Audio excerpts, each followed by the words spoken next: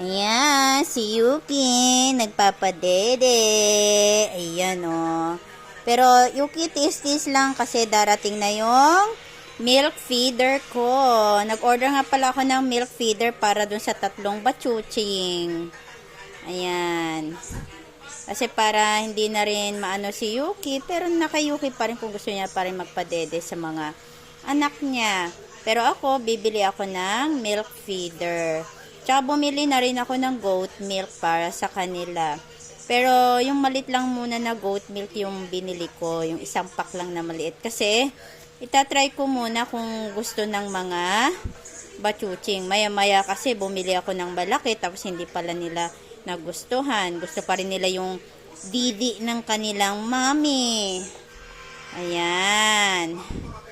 So, ayan, nililinisan ni Yuki yung mga bachuching niya. Ayan. O, diba? Alo, sige. Pero, alam niyo, sa totoo lang, napaka-cute talaga nila. Ang liliit talaga nila.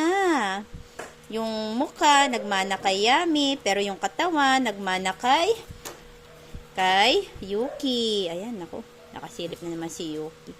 Ayan, o, tingnan nyo. O, diba? Ang cute-cute nila. Super. Okay, lapit natin. Ayan, o, diba? Dede ng dede. Ayan, o, ala, ala. Ayan, ang cute-cute nila.